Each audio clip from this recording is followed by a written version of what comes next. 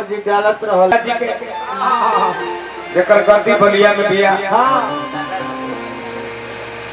अनाज मंडी, चावल मंडी, मखाना मंडी है।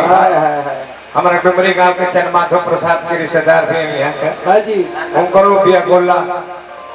अब का जाने घर भी लागल के भी है चंद माधव प्रसाद गुदरी बाजार में। आई बात सभे जाई जब बुझ जाई समैया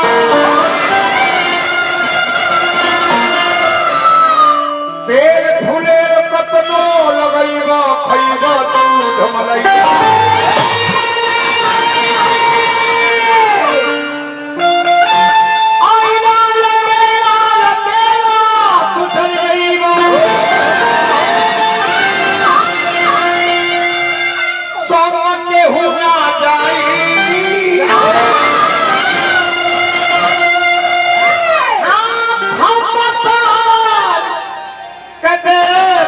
रही है माँ तो पिता सुत भाई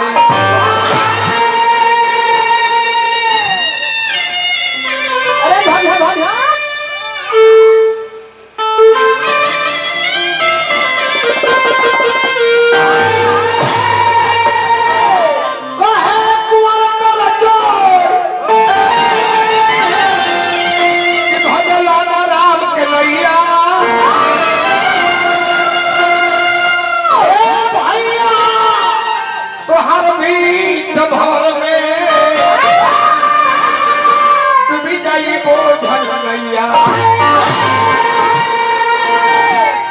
नौकरी फैक्ट्री से छूट जाएगी। 56 करोड़ वर्कर लोग एक कारखाना में ड्यूटी करता है। बिरला के कंपनी, अंबानी के कंपनी से नौकरी छूट जाएगी, टाटा के कंपनी से तो उम्र निर्धारित बजे 62 साल में तार नौकरी छूटी, फंड मिली, बोनस मिली। फैक्ट्री से कोनो गारंटी नहीं थे कब नौकरी छूट जाएगी। राह चल छुट्टी कि पेड़ पर से गिर के कि तुरंत पर से जता के कहाँ छूटे करो ठीक है। यही से कभी लिखले परस मैदान जी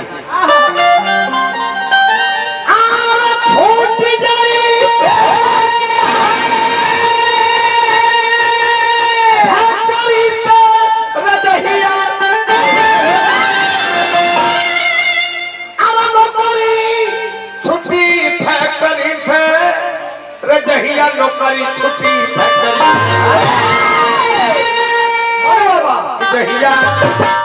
जहिया नौकरी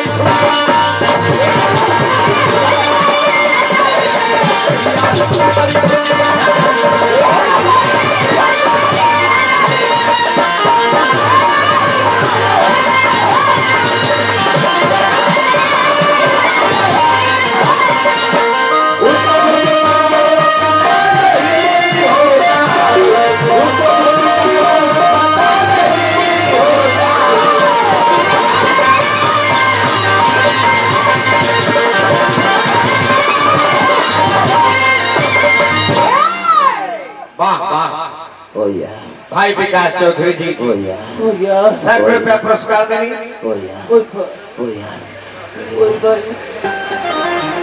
भाई हमारा परम आदरणीय शिष्य श्री शशि सिंह जी व्यास शिक्षक अपन निजी स्कूल के प्रबंधक भी बानी।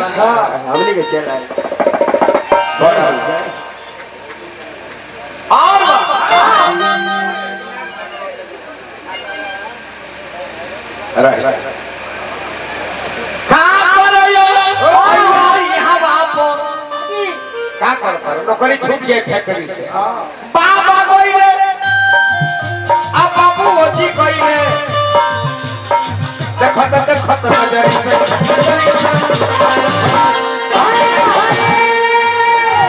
बहुत कमा जानना ही बाची ये हमारा सोनू बबुआ हम पैट के मास्टर चैनल चलता सोनू साहनी इंटरटेनमेंट चैनल चल रहा सोनू बबुआ के शुभ आशीर्वाद बा हाथ में रख रसों काम बा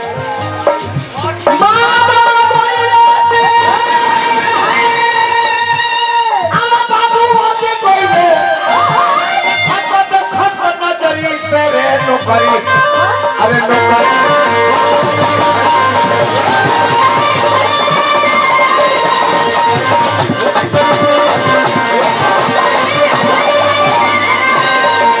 ₹500 के पुरस्कार बक्सर ब्रह्मपुर मेला के मलिकार श्री धीरज ओझा जी हमारा तरफ से बार बार मेला मलिकार के बार बार बोल दिया आशीर्वाद के पड़ा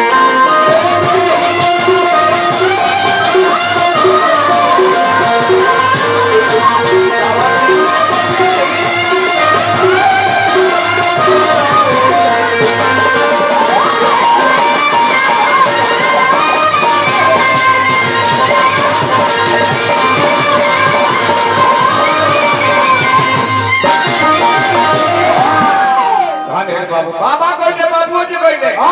देखत देखत नजरी से कथी कमान जान न बाची लाद के जेब चचरी से जहिया नौकरी छूट गई फैक्ट्री से बाकी हम तू तो पूरी देबो कि मान ना समय में सुना भैया मरता रे यही फिकिरी से फिकिरी में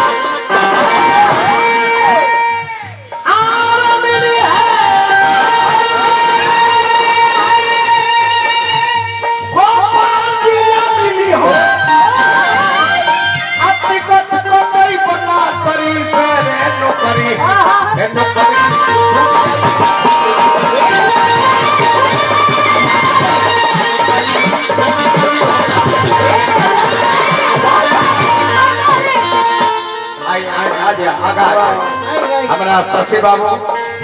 प्रयास शिक्षक अपना स्कूल के प्रबंधक हार्दिक अभिनंदन शुभकामना देखी कलाकारी है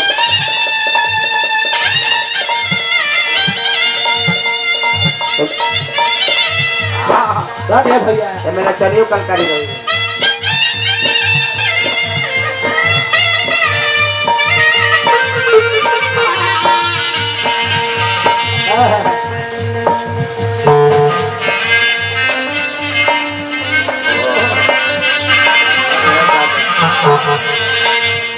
इंटरनेशनल बात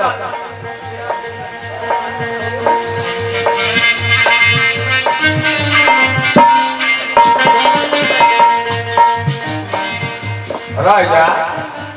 पिंकी के भी कलाकार के कबो ब्रह्मपुर मेला मलिकार 500 रुपया हमने के तीनों आदमी को पुरस्कार देनी मेला मलिकार धीरज बाबा के बार बाप लगे बा काला देखावा माला लो पैसा लो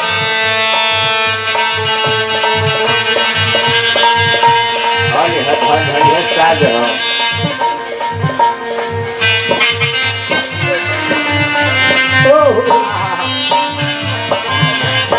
लाट बजे में बहुत पैसा लगा था 2000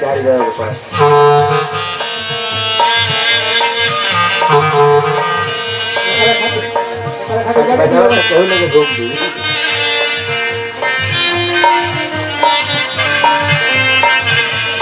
गाड़ी में जगह बनावल पड़ी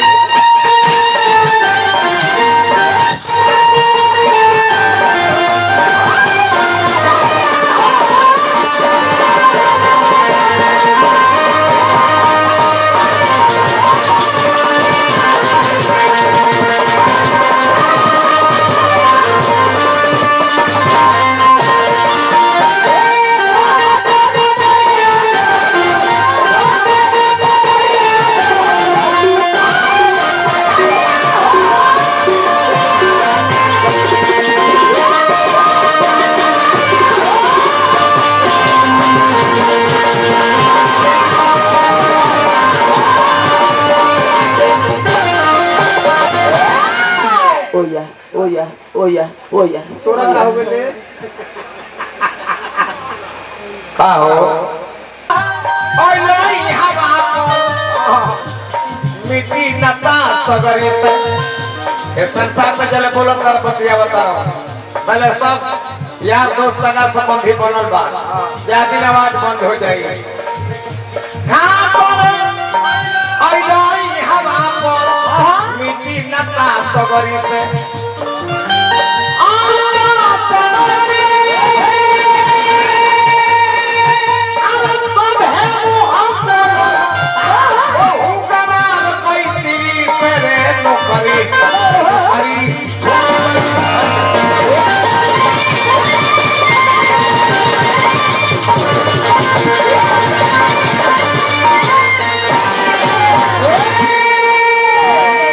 नौकरी छूट गई फैक्ट्री। 10-20 मिनट के एगो प्रसंग बा। हाँ जी। एक को सुना देता हमारा के कले है अगला जन्म कल आज नाग बनल वो नागिन बन। वो नगले नाग हो गए हमारा के कल आज तू नागिन बने। हाँ एकरा पहले कुकुर बनत रहल।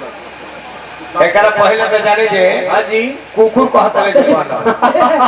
ये टोचन का पूरा विधानसभा में घुमाई। हाँ अब के कहले हैं जे हम नाग बनब। हाँ सजन है जे हम मूस बनब। हाँ ये तू हमर मूसवा के हमरा के तू लील दी हम मूस बन के तारा मुंह में ढूक जाएगा तू लीली है और हम लीला मानस के कहानी रहे संक्षिप्त वर्णन करिए कहे से 30 मिनट के तो टाइम है। हाँ आ 30 मिनट में जाने जा लगभग 30 मिनट प्रसंग गावे तो खेला हुई ना हमारे प्रसंग के बोल बा छोटे मोटे कथा बा मानस राजा दशरथ की मृत्यु करा दी जाए। हाँ जी राजा दशरथ के पुत्र मोह भाई राम के वनवास जब हो गई सुमंत जी के भेजने की हे सुमंत जी जाके राम के लेके आओ। राम बिन अयोध्या नगरी हमारा बड़ा सुनसान लगत है। सुमंत जी गए श्री रामचंद्र से कहले कि 14 वर्ष के वनवास 14 दिन के अवधि में पूरा हो गई। अरे लौट के चल चली और बाबूजी क्या देश में श्री राम जी कहने के ना ना ना हमारे खानदान के नियम हो कि हमारे खानदान के लोग इच्छांकु खानदान के हम हैं। राजा इच्छांकु गंगा के धरती पर ले आवे खातिर अपना शरीर के दियका से चटवा दिया। हमारे खानदान के राजा हरिश्चंद्र सपने में सारी धन दौलत दान कर दिया। हमारे खानदान के दधीची अपन हड्डी दान कर दिया देवासुर संग्राम खातिर अस्त्र शस्त्र बनावे खातिर। और हमें बाबूजी के बच्चे ना रखा ना सुमंती कह दिया कि 14 वर्ष चले ना पूरा हुई तले राम लवट के नाम राम के विरह में राम राम कही राम कही राम राम कही राम हरि रघुबर विरह राव गए सुधा। राजा दशरथ जी के देहवासन हो गई वहाँ के मृत्यु हो गई। अब मृत्यु भइला के बाद में भइल का खोल जाई तो भरत जी के ननियौरा से बुलावल गई। भरत जी जब ननियौरा से आवत रहे नगर के लोग के बोल चाल देखत रहे केहू से केहू बोलत नहीं जाके माई के कोई से कहत रहे लई हो कि कोठा वाजा टोरिया बाहर लगा देख दे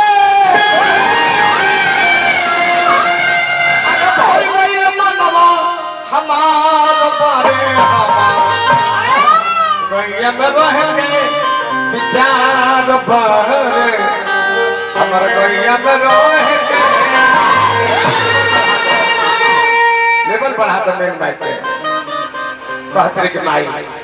केहू से केहू बोलत नहीं अरे माई का बात बा बोल माई कर जी बेटा है नया तोर बाबूजी के देहवासन हो गइल बा राजा नु लगे सारी प्रजा दुख मनावती है शोक प्रकट करती है। एगो काम करो तहरा खातिर बड़ा सुघर काम कैले बा राम के वन में भेज देले बा आ तहरा के जाकर राजा बनवा देले बा। राम के वन भेजे के कारण जानले बड़ा नु रही है बांस और बजी है बांसुरी नु दुगो गगरिया के ठहर रही और ठेका ठेकी भारत जब अपना बात सुन ले हम अपना माई के जो ना कहे के कौन कहे के आरा लगा के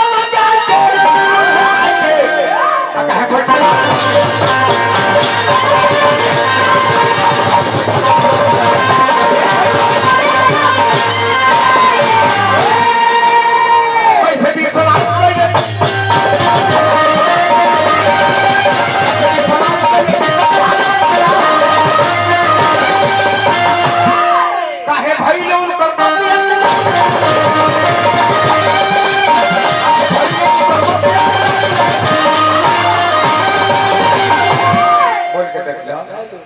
तनी कर लेवल घटा दल बड़ा ज्यादा एकदम है तीसरा नंबर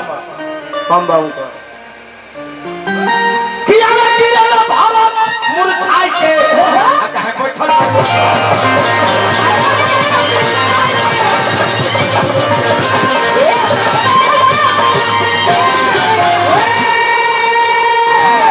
रे पापिन के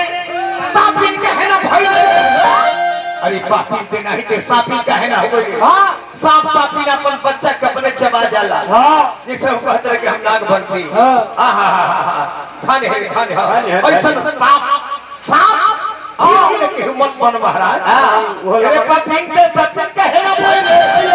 हां अरे गिरा नहीं जीव छितलाई के कहे कोई ठल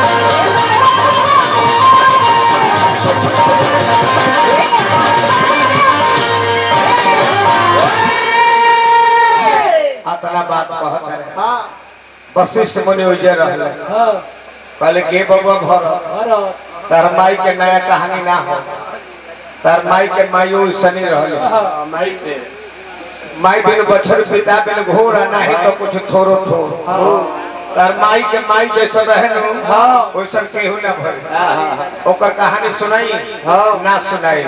तारा दुख लागे हां तारा दुख लागे लागी हां कहते कि बाबूजी क्या हो ए बाबू ऊपर मुड़ी करो सुनहु भरत भाभी प्रबल सुनहु भरत भाभी प्रबल तिलक कहे मुनिना हान लाभ जीवन मरण जस अपजस विहार मामा मत छोड़ो बबुआ भीतरिया ए बबुआ धुराम का गाओ कहला अब बाबूजी के हो अब बाबूजी के करो बबुआ काम बाबूजी के हो बाबूजी के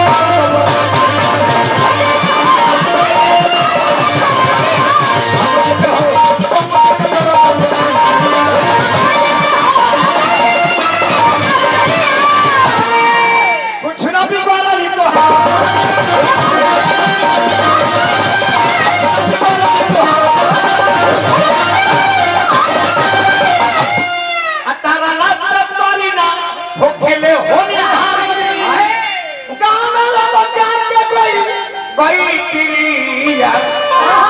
बाबूजी का हो अरे बाबूजी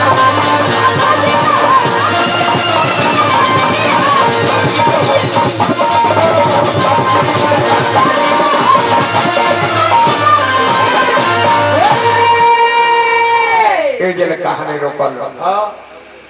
समय के हिसाब से कुछ काम अच्छा हो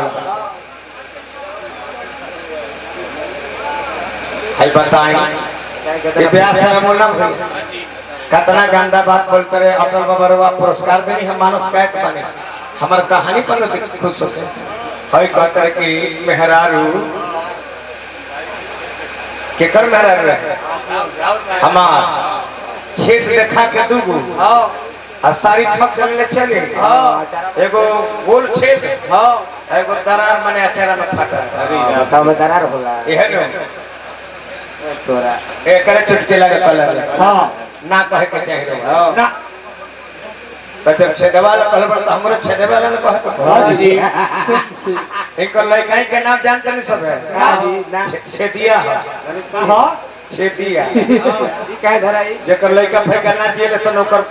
नाक कान पहले छेदा हां जी जिए खातिर हां नाव छेदिया रहे हां बियाह ठीक हो गई हां तानहर लगन के त जल्दी बियाह होना न होखे हां जी बाकी पढ़ल लिखल रहले इंजीनियर पहले रहे इंजीनियरिंग हां इनकर बियाह भई मौगी बड़ी सुंदर है हां आ लोग इहे कहे कि काके कर बारात जाते रहे छेदिया के बारात कहल जाती है बाकी मौगी जाने दी इनकर नाम अरविंद सिंह हां उ ना जाने दे लइकाई के इनकर नाम छेदिया हां तो हमनी के भोजपुरिया समाज में हां पतो ही देखावे के कनिया देखे के एगो प्रथा चले बहुत परंपरा बैठे वेंकटेश बाबू कहीं बैठ जाए के बाद कहीं ए महाराज वेंकटेश जी कहीं बैठ जाए के बाद टीम फिल्म हमरा अभियंता जी के कपार पर बैठब से बताओ कम हमरा दुख नहीं हमरा स्वामीनाथ भाई जी के भगना है हमरा वेंकटेश जी हमरा टीम फिल्म के निर्यातक हैं मैनेजमेंट है बड़ी कहीं वही जगह अब कनिया देखा वाली प्रथा न चलेला रह जाई एक सके चलेला आयरिश मेहरारू हां ए फलाना वो कहनो तने अपन फोटो ही दिखावा दिखाई आई तो 5 दिन 6 दिन तक तो सास ना तो ननद हां वो घर में रहल फोटो ही देखावे कर हां जी आई आई भुगतला भुगता आई रो आई देखी देखी और हाय हाय तो माशाल्लाह ए फलाना वो फोटो ही तो परसों घर पवले बन जंग जीत ले बन बढ़िया काम करो ओ यल्ला छेलिया ने छोट बा तो हिया सुनत कि छेलिया छोट बा कहतारी सुन उ साड़ी निमन से टोपे लागा अरे लौकत कहीं लौकत तारी बेकार निमन से पहनतिया तले गांव के मुखिया रे तनो उहो रहली तन महिले महिले रहली हां ए बोले करबो करबो तने अपन फोटो ही दिखावा आई रो आई अरे बाप अरे माशाल्लाह ओठ पान के पतई असबा आंख मिर्गा असबा गर्दन सराही असबा नाक सुगम के ठोर असबा पतो ही में जंग जीत लेले बा हां पके हेने आओ छेदिया में छोट पतो हिया कहत कि कहत छेदिया छोट बा कहतरी स ये हमर छेदिया देखत कैसे बाड़ी स फिर साड़ी सरियावे लागा तले सरपंच रहले दोनों महिला रहले ए फलाना बो मुखिया इन तोरा पतो ही के बड़ी सराहना कइली है तने हमरो के देखा आए आई गो हाय हाय ओ जीवी क्या चुभा रहे हो अरे गर्दन तक कर सराहिया सदा दांत कर जुगनू सदा लीलारे कर चनरमा सदा हरि गौरी पतो ही में तो जंग जीत लेले बरसा बाकी छेदिया में छोट अब तो पतो ही अगर मा गई जौन जब हम तारी जौन जन को तारी की छेदिया छोट बा कहां हम छेदिया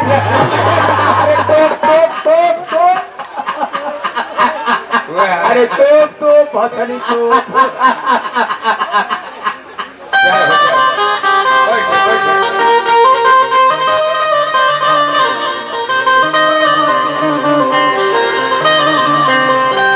भाई प्रशांत गिरी जी बहुत बहुत धन्यवाद राहुल आनंद में रहे रवा सबका स्वागत करब तने है गीत एगो गा ले जदी त लयू है बत नदिया के पीछे जैसे मैया डोले वैसे मोर सैया डोले हो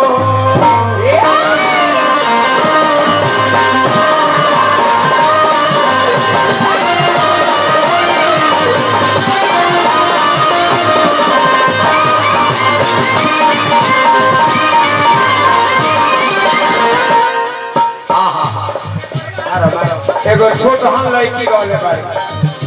मार्केट में जेकर गीत तनी हिट हो जाला ओकर नकल त तनी करही के पड़ला गाना ओकर सेल्फी राज सेल्फी अच्छा सेल्फी राज सेल्फी घोरे घोरे काल पाते हो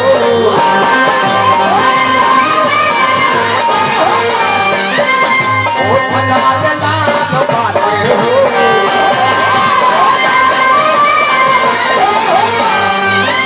कहीं खाल पाते हो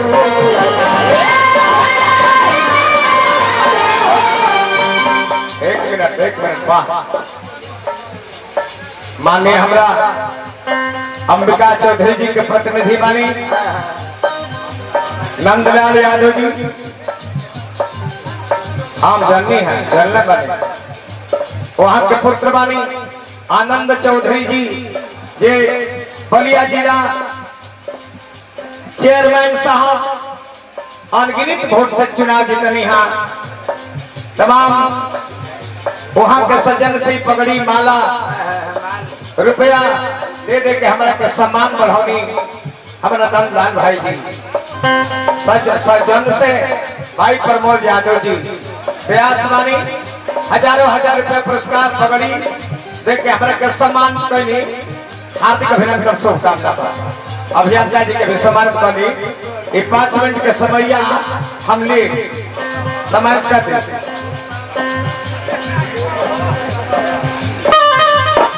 भाई हमारा बलिया जिला के मशहूर व्यक्ति बानी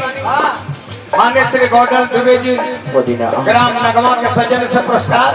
हार्दिक अभिनंदन शुभकामना बा। पहले हो जाएगा सम्मान।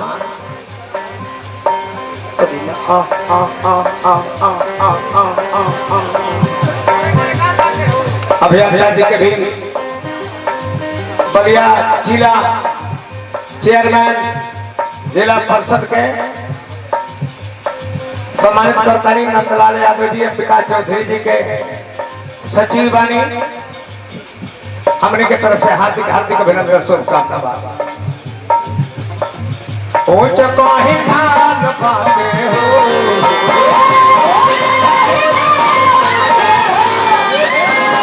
ऊंच कहीं ढाल बाटे हो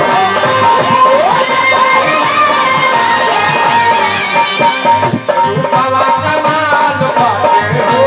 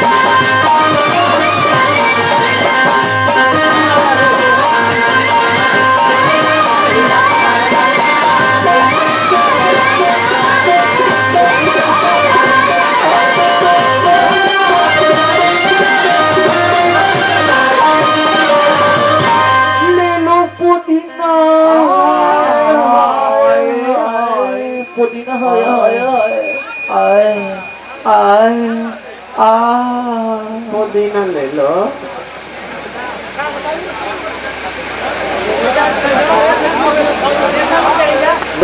हेलो हेलो काहे तू कौन को देता रे बीच में? हेलो तने और बढ़ा दे ले भाई हमरा 48 नंबर वार्ड से जिला पंचायत सदस्य बानी भाई राजेश यादव जी शिव जी यादव जी 1000 रुपया पुरस्कार देनी। ये फरीदाबाद से बिंटे जलवेंद्र सिंह दिनेश जी बहुत बहुत रुपया पुरस्कार देनी। हार्दिक अभिनंदन शुभकामना। और बाबा हाँ हाँ हाँ सीसानियन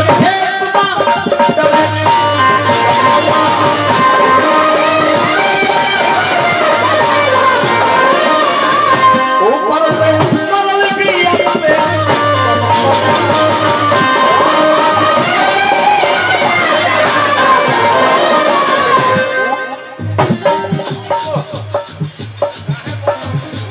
बन होता मैंने हो बैटरी खत्म क्या को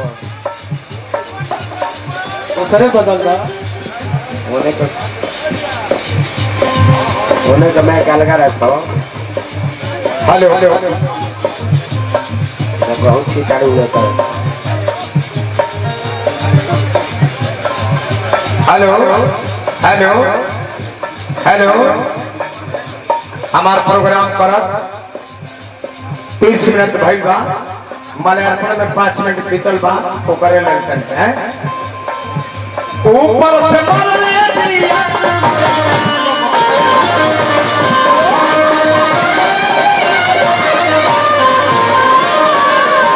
बबुआ बबुआ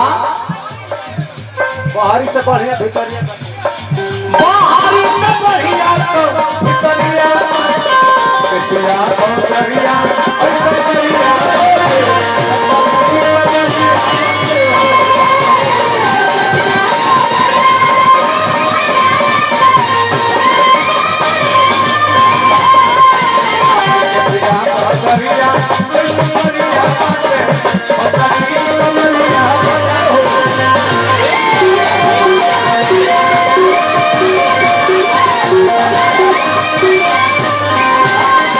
भैया कल्लू सिंह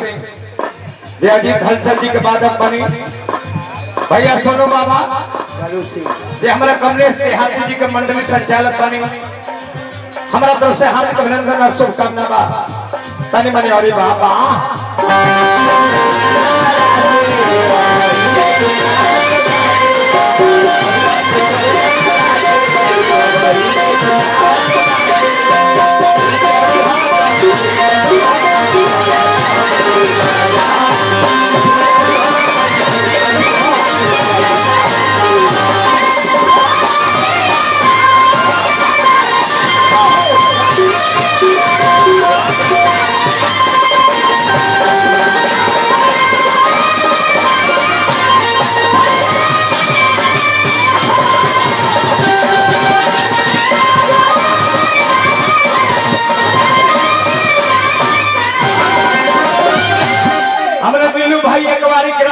पुरस्कार के लिए 1000 हार्दिक अभिनंदन शुभकामना और इतने बने भौआ तो हार तो हिलावत में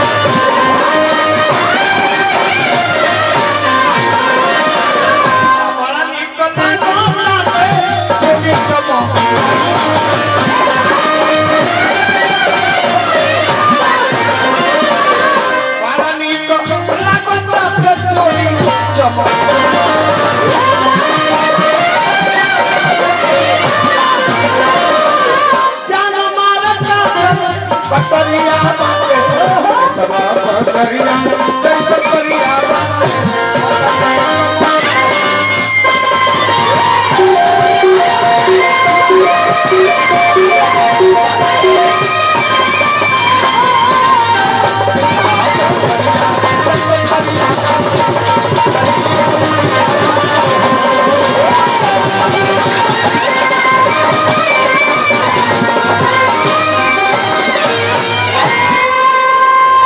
चलिए भाई हमारा मंच के उद्घोषक है प्रशांत गिरी जी एक माला से स्वागत प्रशांत बाबा के भी भाई आशुतोष यादव सिंगर बानी जेपी सिंह जी बहुत धन्यवाद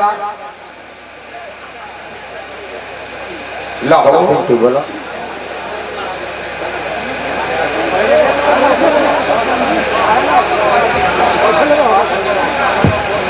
भाई अभय सिंह जी अभिजीत सिंह जी तने मंच पर आए